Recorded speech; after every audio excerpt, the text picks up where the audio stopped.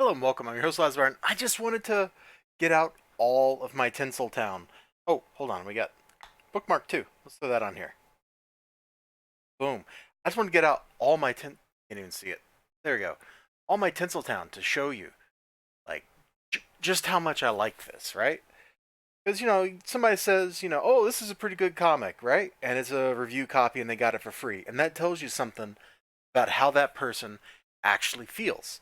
But when somebody owns now three, four complete copies of Tinseltown, that should tell you what that person, in this case, me sitting over here, thinks about Tinseltown, right? I'm gonna clean this up. This is a lot of stuff here, but these are the ones I got. Uh, One copy came from ordering directly from Alterna. The other copy came from ordering from my local comic shop. We're just gonna get these, and I'm gonna set them aside over here somewhere. There we go. That's in arm's reach. I'm going to get the ones I just got in the mail today out. This is a great chance to review Tinseltown because I just got my stuff from the Kickstarter. So what stuff did I get? Well, got the graphic novel, which I just read, so whew. And I totally dinged it right there. I gave it a spine tick while reading it. Isn't that the worst? I don't really care. Books are meant to be read. They're meant to be loved on. That's all that really matters. Can you see it here in the glare? Yeah, you can see it a little bit right there. Hey, with this cool little bookmark to promote the Kickstarter. Come on, David Lucarelli, were you just getting rid of these? Probably. I would have done the same thing too if I had a bunch of promotional bookmarks. I'd be like, everybody's getting a bookmark. And then I got 5 copies of the book, which let's see. Trying to remember Alterna's rules about reprints and what the corner boxes mean. I think these are second prints and that's a third print. All the ones I owned previously were all first prints, so it's nice to have reprinted stuff because this is like getting separate books. But it's more than that. It's more than that. They're all signed. Boom. Boom. Boom. Boom. Dude's hand must have hurt after just like dealing with my books. It's just like, I hate it. We're not even into the book yet. We're just kind of going over this stuff. So, one cool thing here in the corner box, all right? Look. Ready? One, two. She's drawing her pistol. She's drawing her pistol, firing her pistol. She's done firing it. You get a little tiny story. Who was she shooting at? What was going on? I don't know, but it's a little tiny mini comic, and I like it. It's a great touch. It's an absolutely great touch. I'm going to set these aside so that I don't accidentally like ding them up too much. And we're going to go to what I've read here. The compiled graphic novel format. Oh, hold on. I guess I do need to do one thing. Let me grab a book that's in a bag so I don't manhandle something too much. Alterna Comics are like their normal comics are the size of a normal comic book. Graphic novels come in this slightly smaller, which I think is a more standard form factor for the printers. It's fine. I don't have any problem with that, but I thought I would tell you that in case you've never seen an Alterna graphic novel before. And of course, David Lucarelli signed it right there too, which is awesome of him. Sure, I paid for that or something, but I don't really care. It's a hoot. The book is full of some really charming art. So you get the main character, Abigail. Oh gosh, is it Morse? Please tell me I have her last name right. Oh my gosh, I'm suddenly freaking out. Moore, not Morse. Oh, whew. All right. Could have been a lot worse. I could have just been completely making up a name, but instead, almost got the name right. Yes. This is why you should always double check your sources. And she tells her life story, which the most important part of the book, or the most important part of the story, the meat of the book, is how she became a police officer. So we get stuff about her family. Her dad was a cop. This art, isn't this nice? Hold on, let me get newsprint. This is the first time I've opened this book.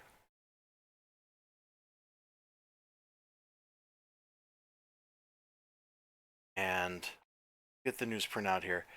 The director's cut has a little bit of extra stuff in it, which doesn't make that much of a difference. But I wanted to show you this page. This has those simple, strong colors.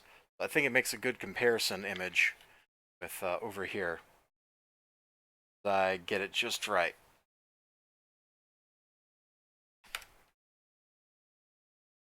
No, don't drink the page. I'm absolutely manhandling my own property.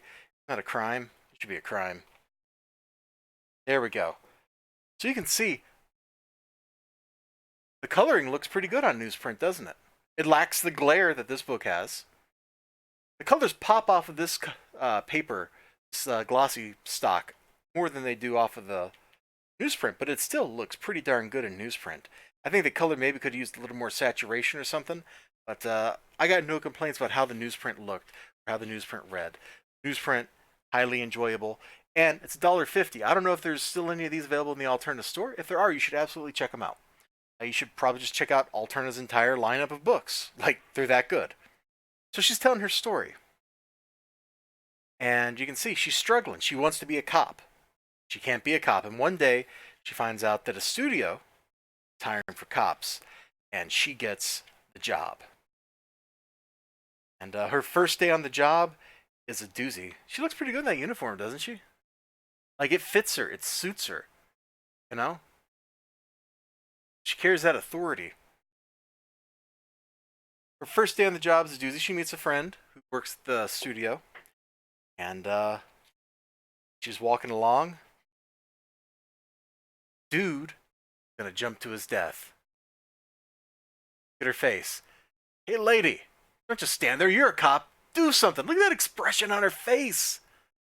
Isn't that great? That's also a crazy camera angle. Let's see.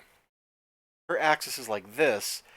I think his axis is a little off. Is there a little perspective distortion there? Hard to tell, but it's very dramatic and very evocative. It might just be that he's turning his head in a funny way that makes it look that way. I don't know. I'm not going to think about it too hard because I find it pleasing. And when something is pleasing, you don't question it too much. So she goes up and talks him down. He's in showbiz. He has gambling debts. The person who runs Utopia Studios is he's got like morality clauses in their contracts, so dude's fired. And it sucks to be the dude, but she talks him out of it. And it's at that point that she realizes, boy, wouldn't it be great to be able to shoot a gun? So she meets some cowboys. She learns how to shoot. Little budding romance starts up. You can see where this is going, right? It's absolutely great stuff. It's well written. Anytime the characters are interacting with each other, they come off as genuine. Her roommate goes missing one day when they're trying to go out on a double date. And she almost gets in trouble. Here's a great incident. Like, she has to deal with all the kind of stuff that you would expect you'd have to deal with in that time and place. You know, there's sexism, there's people who are just different. Like, here's this dude basically going to break his kid's arm for dropping a stupid ice cream. Yeah, sure, the ice cream costs money, dude. I understand that. She understands that. But you're going to break your kid's arm over money? Like over what? 2 pennies or something? Even back then? Come on, dude. Get over yourself. She handles it with aplomb. She gets chewed out by her boss. And then her boss's boss is like, yeah, it's okay, sister. So her life is full of incidents like that. Most of them are just kind of glossed over.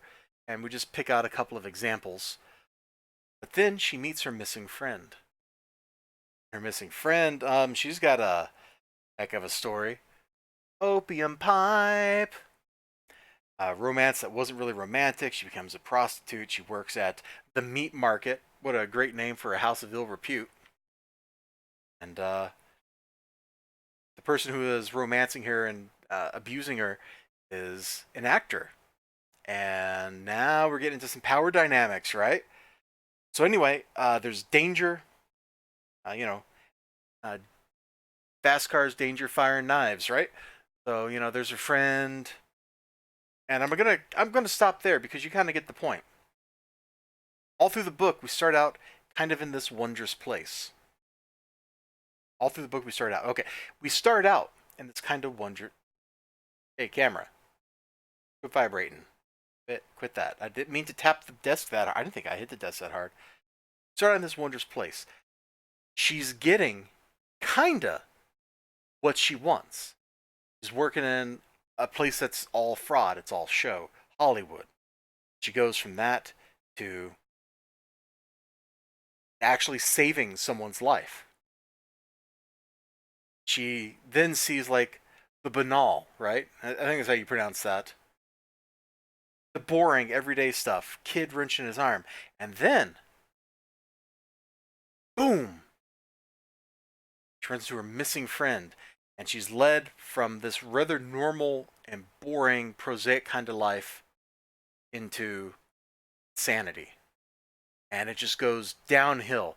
There's tension, suspicion. Things build up. She has to hold somebody at gunpoint to save their life because somebody's trying to assassinate that person. Like, it's crazy. Everything that happens after what I've shown you just spirals more and more out of control, and it ends in somebody getting shot. Who that person is, I'm not going to tell you. You should read the book for yourself to find out. But we go from dream and like normal grindy life stuff to danger, and back to normal life. Once the crisis is over, everything returns to normal. We find out how her romance went. We find out all that kind of stuff. It's super satisfying. There's enough real in this book. I don't mean like real as in film, although that would have been a great pun. I mean real as in life, as in realistic, as in real life. There's enough of that in this book. And it's obvious. This is kind of like a love letter. David Lucarelli, obviously, he talks about it, and he's talked about it on streams and stuff too. Talks about it somewhere in the book itself about mom was a cop, and I think, oh, is that not actually in this? Is that in the floppies? I thought it was like right at the front of this. Okay, anyway, I'm pretty sure if I remember right, his mom is a cop. And this is kind of like a love letter to her. All the hardship that she had to go through, even, decades later, it was still kind of pioneering. Like, this is not an easy field for anybody, really, to get into, much less, especially 20, 30, 40, 50, 60 years ago, a woman. This is back set in, like 1910. Imagine how difficult that would be. It's set in fictional Utopia Studios, which is very loosely based on Universal Studios. Hey, is there like a bubble in the gloss right there? That's weird. See that? Yeah, there you go. That's totally weird. It's set in, which is based on Universal Studios, which was an interesting place. I kind of would have liked to have somehow seen Hollywood back then for myself, because I think it would have been a hoot. But I'm going to let you go. This is awesome.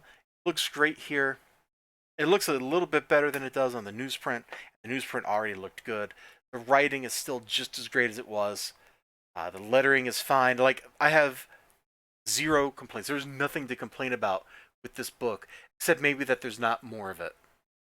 And if you're left in that position, you're left going, boy, I wish there was more book, then you're in exactly the place you need to be with your story. Check out Tinsel Town. You can probably buy this off of Alterna's website. At least I hope you can. Your shop might still be able to order one of these. I don't know. If not, maybe you can still track down some of them floppies. They're probably sitting on eBay for like $3 or something stupid. I will see you all next time. You have a great day. Tinsel Town rocks. Bye-bye.